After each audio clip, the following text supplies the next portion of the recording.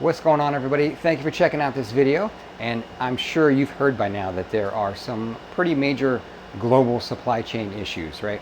And I wanted to try to make a video to kind of explain how that is affecting the e-bike industry specifically. Now, I want to state right up front that I am not an industry expert at all, either in shipping, supply chain, or in e-bikes. I'm just an e-bike enthusiast, and I like to try to gather useful first-person information if I can to put out there to hopefully help others. So when I set out to tackle this task, I could have probably read through hours and hours of articles and blogs and tried to gather information that way, or possibly watched other YouTube videos and just kind of regurgitated that same information, but I didn't want to do that. If you know me and you know my channel, I like to get my own information. So the way I went about doing this was, in the last year I've reviewed, I think I've been on over 20 different e-bikes, right? And I've built a lot of relationships with a lot of different e-bike companies. So I thought, why don't I just ask them directly what's happening and what they're seeing?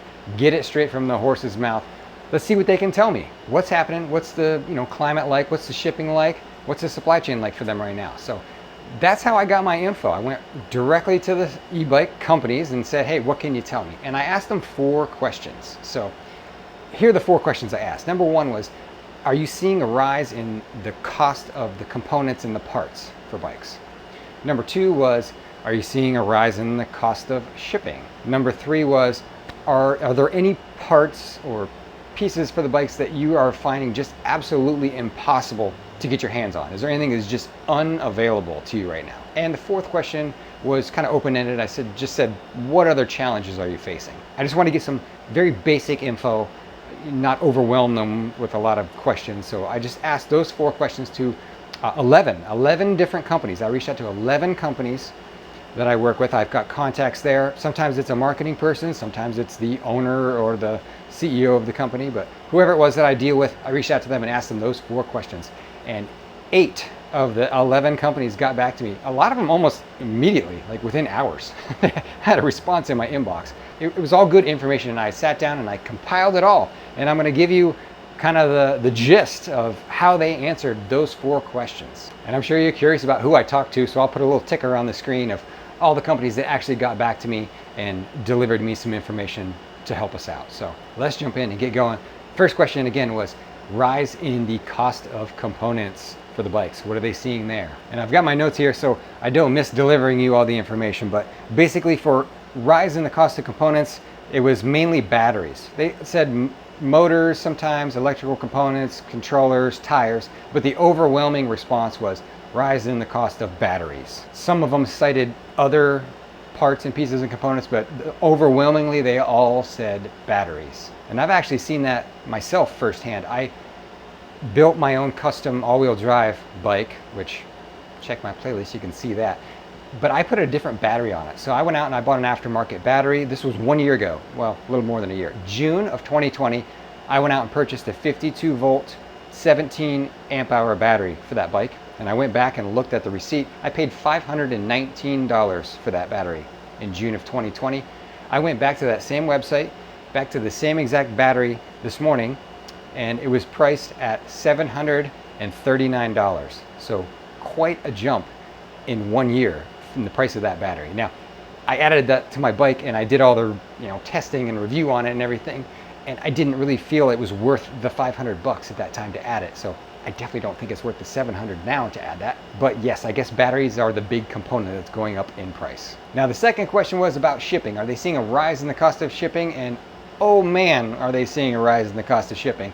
They all explained it differently, but they all gave me the same basic feeling that it's kind of it's a drastic change. Some of them said it's up 30%. Some said it's up 10 times what it was a year ago. Some just said it's an extremely sharp increase. And there was one company that gave me a little bit more specifics and said, when we buy a container to put all our bikes in, it used 1 year ago, it cost $4,500, and now it costs 20 grand. So it's 5 times the amount. In 1 year it's gone up. But they all cited rising costs in both sea shipping and air shipping, and then the tariffs on top of that. So if you're not aware of this, in 2018 there was a 25% tariff added to goods coming into the U.S. Now, e-bikes were kind of given an exemption to that, from what they told me. That the U.S. Customs said, okay, this doesn't apply right now to e-bikes, but it had a set end date, and that end date has arrived. It was January 2021 that exemption ran out. So now they are all experiencing that 25% tariff. So that is a big extra added cost to them. And there's other factors too that are leading into shipping and supply problems. One of the companies cited that, okay, so even though we pay through the nose and we buy this container that's gone up 5 times in the cost, there's no guarantee that you're going to actually get the container onto a boat. You're not guaranteed a spot on the boat. So they had to wait 4 weeks at port just to get the container on the boat. And then, it comes over, it's got to go through delays in customs.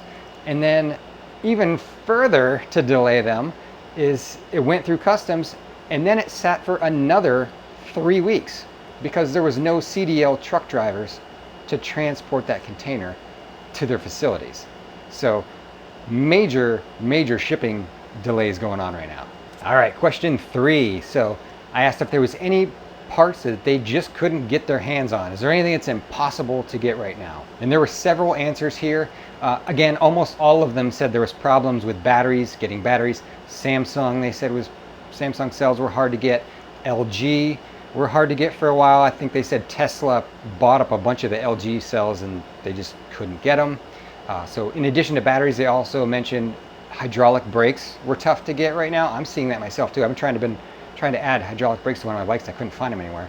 But numerous companies said hydraulic brakes. Tektro in particular, the 11 34 tooth freewheels, those are hard to get, I guess. And then the Shimano, the shifting mechanisms from Shimano, those parts, they said were really strained. One of the companies said they couldn't get those until 2023, actually. So huge delay there. And they explained to me that that was due to production being lowered at the Malaysia, I think it was, where they make those, whatever that factory is for Shimano. It's down, the production was at 60% of capacity. So the parts just aren't there. Now to deal with this, I mean, they've got to get their bikes made. You guys want them, right? So they're having to switch suppliers and source different parts to put on the bikes because they can't get what they're normally used to buying. They've also had to delay or just kind of sell pre-orders on bikes because the bikes aren't ready. So they're on pre-order for shipping at a much later date. The one company said they're doing a lot of pre-order sales. I went to their website and they offer 14 different e-bikes. And then I clicked on the little menu button at the top and clicked on the tab that said in stock e-bikes for the USA. And there was 6 different styles available. So out of the 14 styles they offer, only 6 were in stock and available to ship. So that gives you kind of an idea of the stress they're facing right now. And the last question was any other challenges just in general you're facing. And they brought up slow U.S. customs, things like that, production capacities again, lack of raw materials, which leads into you can't produce the pieces they need to go into the bike, so it's just kind of a ripple effect. And another thing that was mentioned by several companies was increasing competitors. There is a lot of new e-bike companies entering the market. I've seen this. If you go to my website, actually, ridewithcitizen.com, I have a tab there that says e-bike research. And that is where I just keep a running list of every e-bike company I've ever heard of. Every time I see a new one, seems like there's a new one every day, I add it to that list. And it's just a list. It is not my recommendation or endorsement or anything. It is an alphabetical list of all the different companies I've heard of, and they're all hyperlinked. So if you're doing your own research, you want to see what bikes are out there and what's available, you can click through very easily down the list. So check that out. But they are certainly noticing the increased competition entering the market, and it's tough on them because those competitors are just coming in. They're keeping their prices low to try to grab market share. So it's tough out there competing on price. All right, so what does this mean for all these companies? Well, number one, they're going to have to switch some of their suppliers and get the pieces they need from somewhere. It's got to pass their quality test, but they're going to have to source from other suppliers for sure to get the bikes built. I've seen this with bikes that I've tested and reviewed. I got one not long ago where it came in with a different brand of brakes that was on the website. So obviously they couldn't get the Tektro brakes, so it showed up with, I think it was Z-Star brakes on there.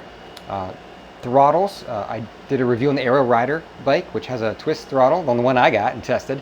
And then I found out later from comments that the first batch of production that went out to customers actually had thumb throttles on them because they couldn't get the twist. So you're going to start seeing more substitutes like that, I think, on the bikes. And another thing I think that is soon approaching is going to be increases in prices of these bikes, because they're going to have to cover these increased shipping costs and tariffs and price of all the parts they need to build them. So there was actually 2 companies that mentioned, hey, we're going to have to bump up the cost of the bike. So that's coming. I'm betting you're going to start seeing them rise up, you know, maybe $100-200 here and there. So watch for that. All right, so now that I've told you all this information, what does it mean for you? How are you going to use this information? So here's my suggestions.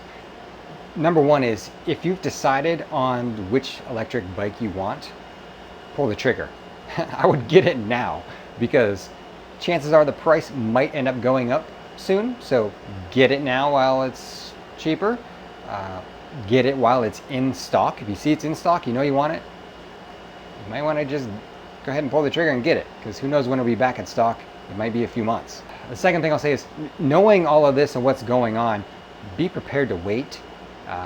There's a lot of factors of, you know, you got to pay extra money to get the container, you got to get it onto a boat, you got to get it through delays in customs, and then you got to find a truck driver to get it out to the facility and to drive it around the country. So you might end up waiting a few weeks or even a few months to get some of these bikes, so know that. Another thing I'll mention is, don't be shocked if the bike shows up with slightly different parts. I mean, they're trying to get these bikes out to people, so you know, they're sourcing from different suppliers, different brake brands, different forks, different, you know, thumb throttle versus twist throttle, shifting mechanisms. So just know that you might get a different part on the bike than what you were expecting. And the last thing I'll say, which you might not have thought about, but I think this is important to mention. So one of the overwhelming things in all the emails they sent me back was with regard to batteries, and how difficult batteries were to get and how pricey they were, and there's a lack of these cells and those cells. And if you are someone that is thinking you're going to need a longer range, and you're planning on down the road, I'm going to buy a larger capacity battery, or I'm going to buy an extra battery and tie it into the original bike and have double batteries and longer range, I would say check their website, because a lot of companies will do this. They'll offer you the ability to upgrade the battery right at the time of purchase. It'll say the bike comes with a 16 amp hour battery, but you can upgrade it for an extra $200 or whatever it is to a 18 amp hour or 21 amp hour battery.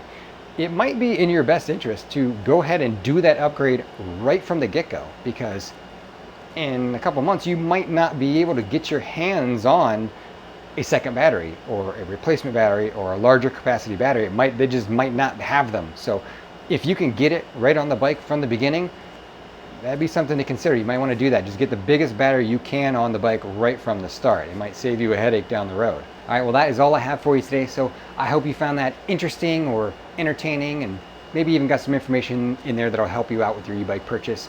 If you liked what you saw, consider hitting subscribe, and give me a thumbs up. Helps me out on YouTube.